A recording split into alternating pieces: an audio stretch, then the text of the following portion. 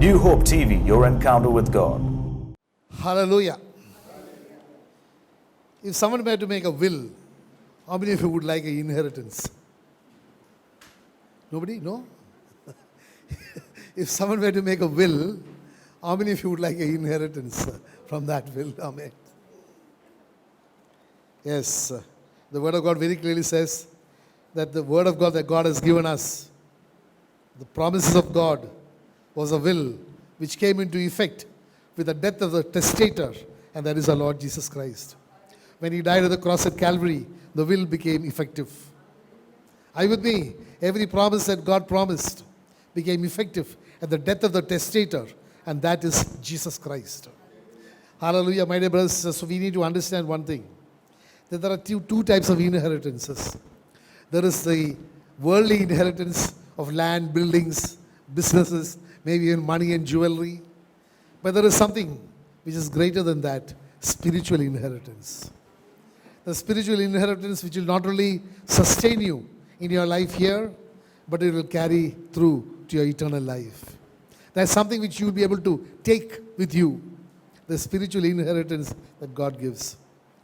I was reminded of the book of Matthew chapter 7, verse 6. Now these words, some people might find it very, very, very encouraging, very, very, what shall I say, they love the words.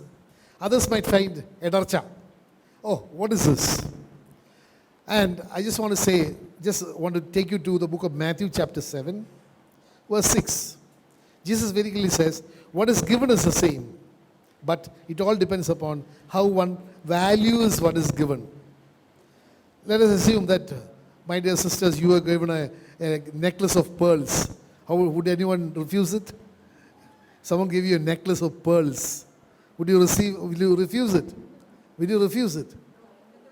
A diamond. Okay, I'm just connecting you with the Word of God. Suppose someone were to give you a necklace of pearls, all of us will jump for it. But if the same necklace is given to a pig, the pig does not value the pearl. It does not understand the value of the pearl. It is the same pearl. The pearl doesn't change. The value, the market value of the pearl doesn't change. But the value, the perception of its value in the eyes of the beholder changes. So if you have spiritual vision, God's word are like pearls for you. If you do not have spiritual vision, then those pearls mean nothing. Are you with me? That is why God very clearly says in the book of Matthew chapter 7 verse 6, do not give what is holy to the dogs, nor cast your pearls before swine, lest they trample them under their feet and turn and tear you in pieces. Tear you in pieces because of the anger that they are not able to comprehend. They are not able to understand why you're saying this. Are you with me? So today, the beauty is in the eye of the beholder more than the thing which is there. If you value the Word of God, it will be beautiful. It will be beautiful beyond comparison, beyond description. That is what the Word of God says. He is beyond description. At the same time, if you do not, your eyes or your understanding is not able to perceive the value, then it is just trash. So, the Word of God doesn't change, but it depends on how you accept it. A very similar connecting word is there again in the book of Matthew, chapter 21, verse 42. 21, verse 42. I'm just giving this as a preamble to the talk. 42 says, Jesus said to them, have you never read in the scriptures, the stone which the builders rejected has become the chief cornerstone. This is the Lord's doing, and it is marvelous in our eyes. Often very badly misquoted for weddings.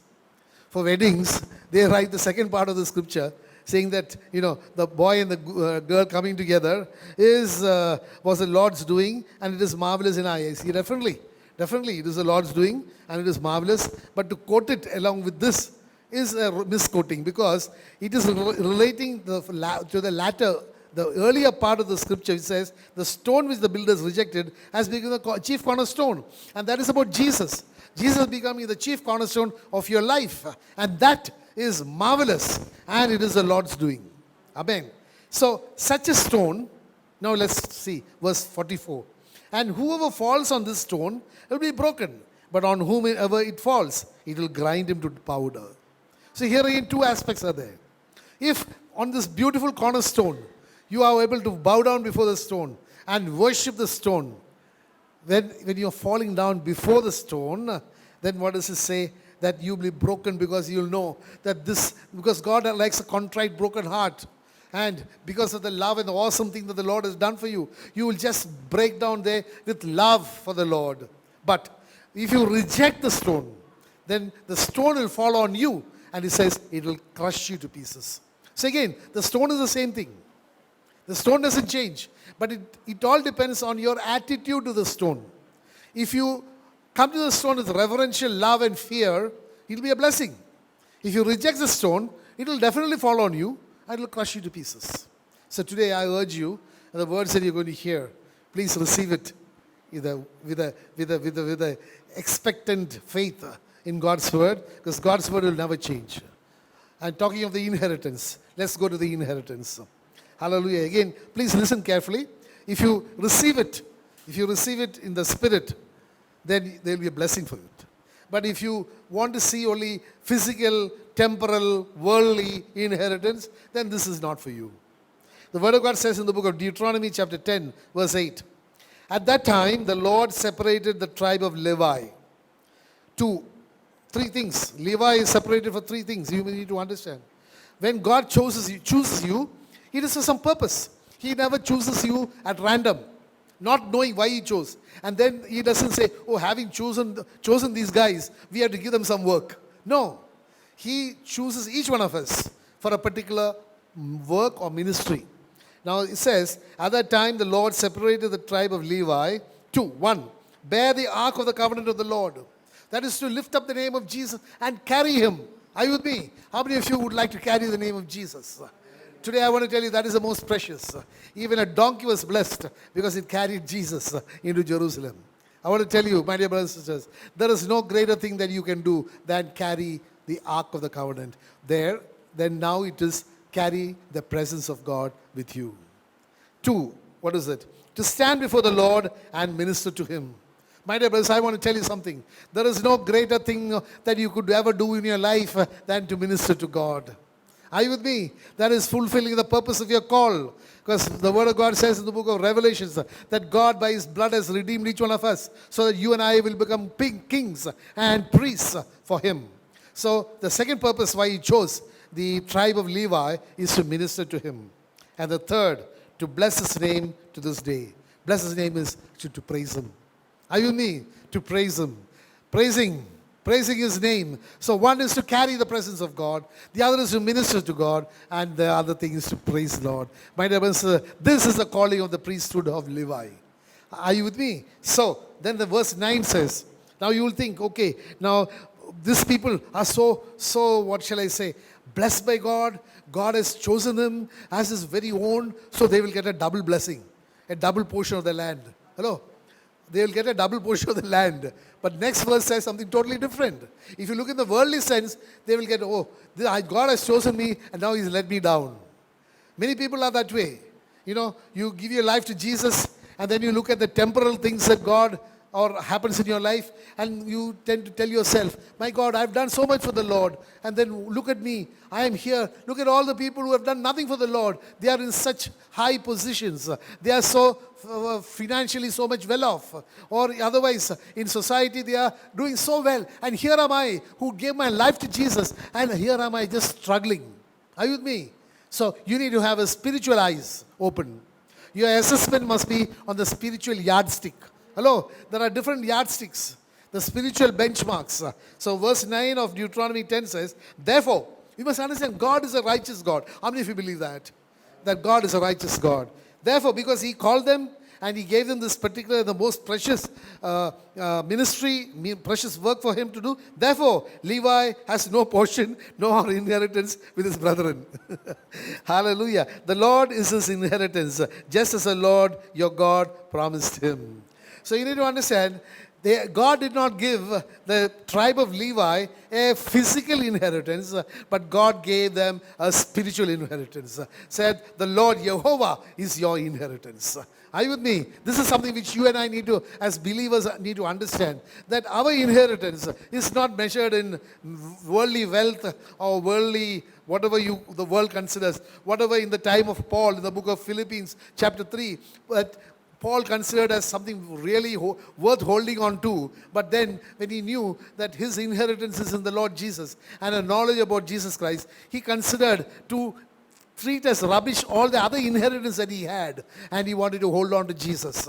So here again, when you read, it says, because the Lord has given them, that is to carry the Lord, to be in his presence and to minister unto him, God therefore rewarded them by saying, I'm not going to give you any land. Are you with me? I'm not going to give you any land, but I am going to give you myself. Are you with me? My dear friends, today you and I need to understand that is the most precious. If God thinks that his presence is most precious for you, then I want to tell you, you have to just accept it. That you may not understand it, but you just accept that the presence of God is the most valuable thing that you and I can ever possess. How many of you believe that? Amen. Again, the book of Deuteronomy chapter 18 verse 1. The priests, the Levites, all the tribe of Levi shall have, now you'll think, shall have so much, no part nor inheritance with Israel. I was quite surprised. You always think that God will give you something which the others with their physical eyes will be able to envy you. Are you with me? Saying that, look, oh, he's got so much more. Today when people make partitions, always, most of the time there is a comparison. He got better land, he got better house, he got better this, he got better that. Are you with me? So actually Levi had no reason to complain because he got nothing. Are you with me? There was no need to compare. So it says, the priests, the Levites, all the tribe of Levi shall have no part nor inheritance with Israel. They shall eat the offerings of the Lord made by fire, and his portion. The portion of the Lord is a portion of Levi. Are you with me?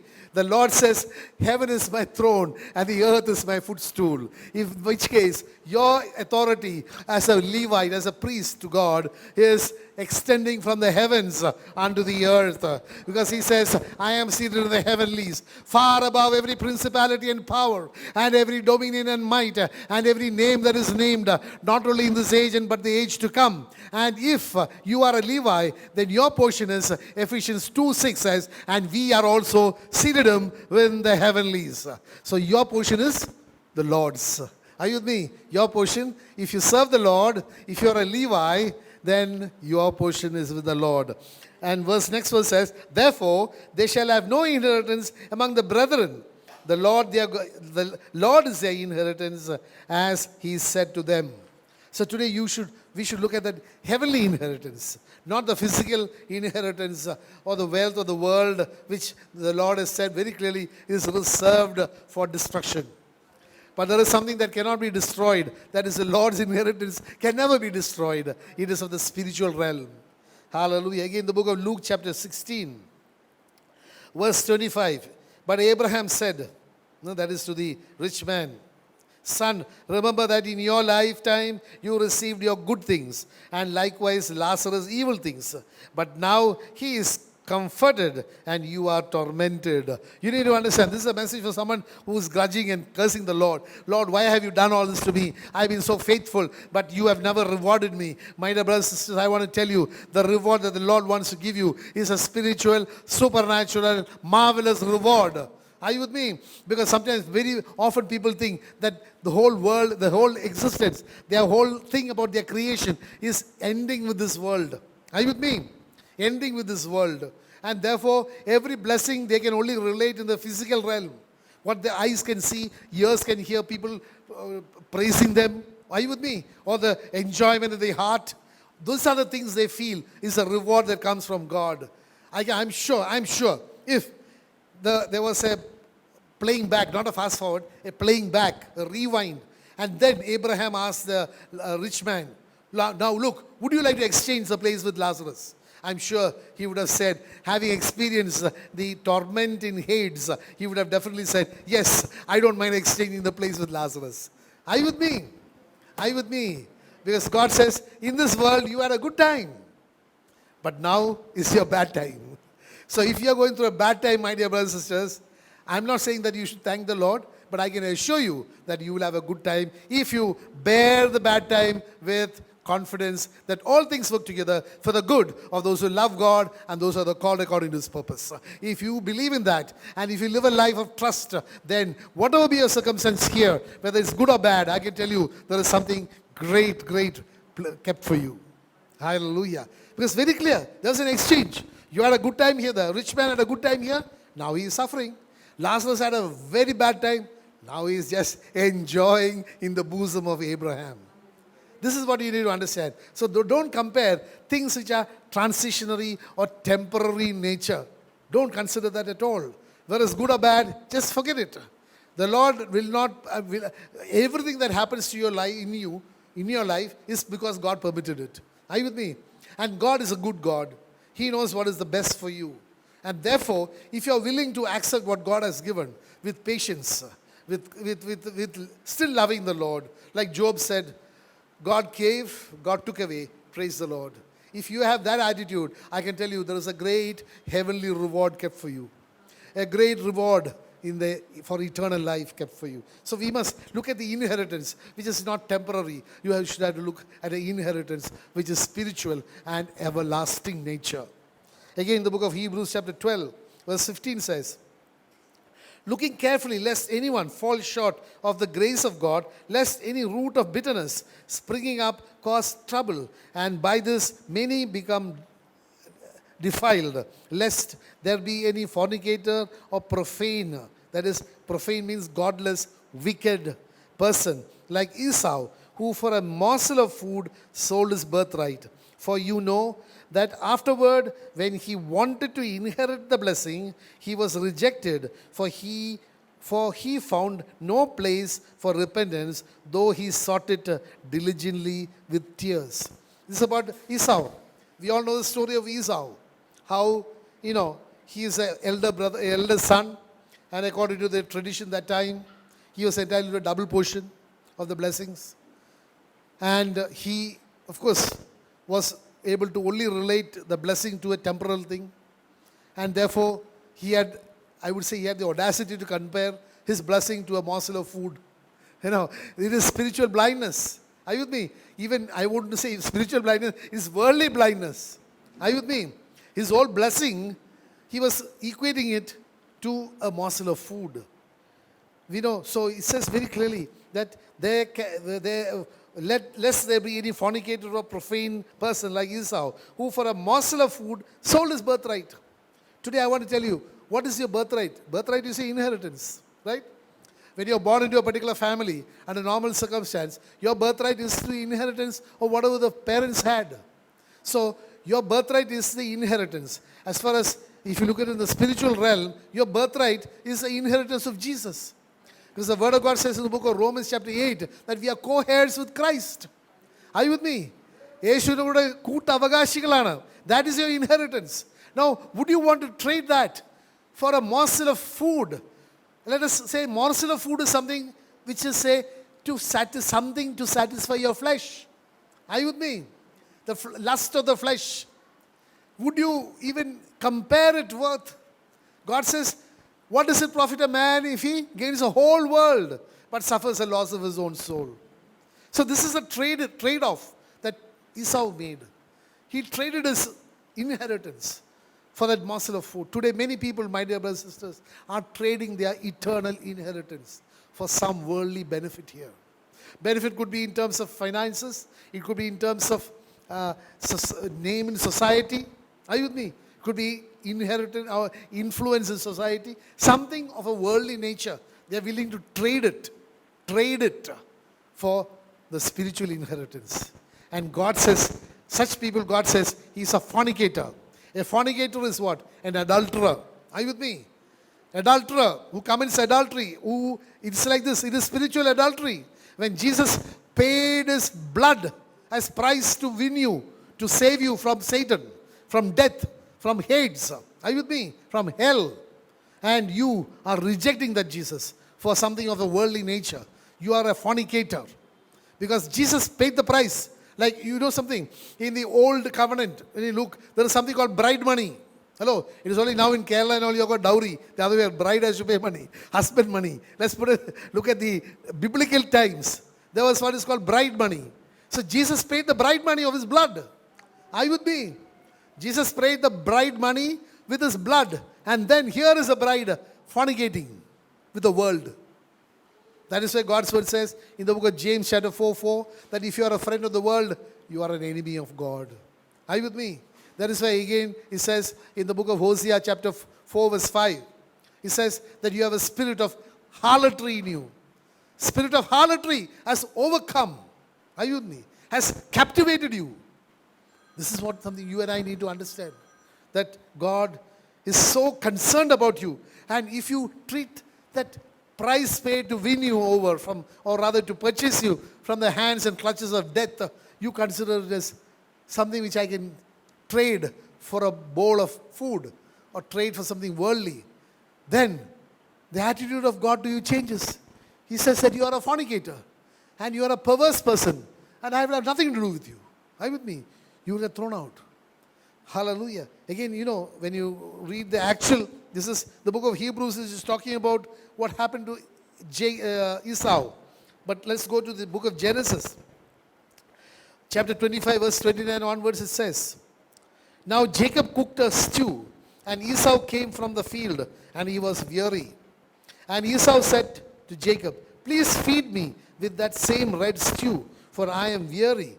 Therefore his name was called Edom. Edom means reddish. Verse 31 says, but Jacob said, sell me your birthright as of this day. See, Jacob was a very cunning person. By name he is a deceiver. But here, in this particular thing, I don't think he was a deceiver. He said, it's a barter. It's an exchange. You give me your birthright, I give you food. Are you with me? I think he had every right to do that. It was the person who was a fool, was Esau. And what did Esau say? And Esau said, look, I am about to die. So what is this birthright to me? I am about to die. So what is the value of this birthright to me? Today, my dear brothers, this is the main thing. People today are not able to comprehend the value of that birthright. Your birthright, my dear brothers and sisters, is a spirit of adoption by which you can call Abba Father, by which you can be members of the household of God. The address is in heaven. As the word says in the book of Philippians chapter 4, that our citizenship is not of this world, but is of the heavenly kingdom. That is your birthright. It is a birthright, like it is a citizenship. Are you with me? A citizenship at any time. If you are a citizen of the UK here, you can at any time, without any permission, go back to the UK. Are you with me? You need nobody's permission. Similarly, if your citizenship is in heaven, you can at any time go to heaven. That is why the word says in the book of Romans chapter 8 verse 1, there is therefore now no condemnation for those who are in Christ Jesus, who walketh not according to the flesh, but according to the Spirit. Are you with me? So this is the birthright that you and I have. Because God's word very clearly says that when you're born again, this is the birthright that you get. Earlier your birthright was death. Are you with me? Death and hell were your birthright.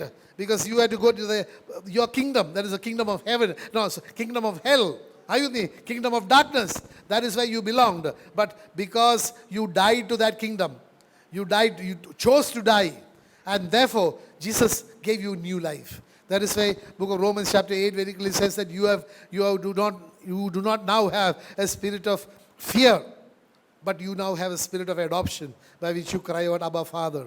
And the Holy Spirit has revealed to us that we are children of God. So you have got a now new birthright, a new identity, a new DNA. Are you with me? This is what is at stake. Now you have to, when this opportunity, the possibility of your claiming this new birthright is there, you have to make a choice whether you want to be born again. Because God's word says in the book of Corinthians, 2 Corinthians chapter 5 verse 17, that whosoever is in Christ is a new creation. The old man has gone. The old man with the birthright of death and darkness has gone.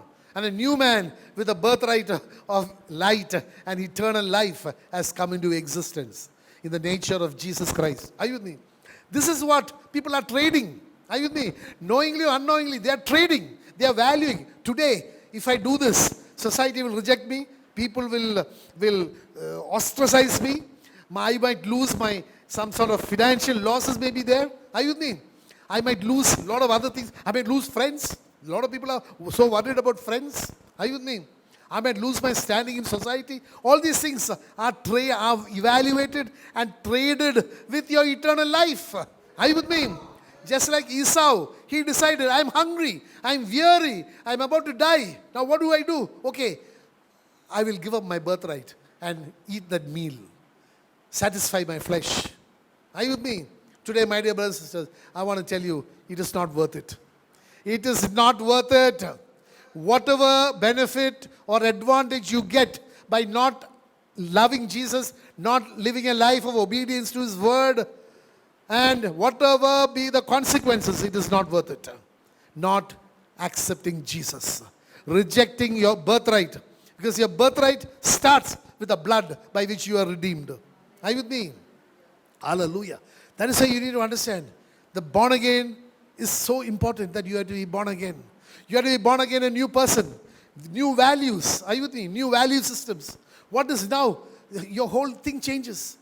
After you're born again, you are a different person. Your values change. Things that attracted you earlier no longer attract you. Are you with me?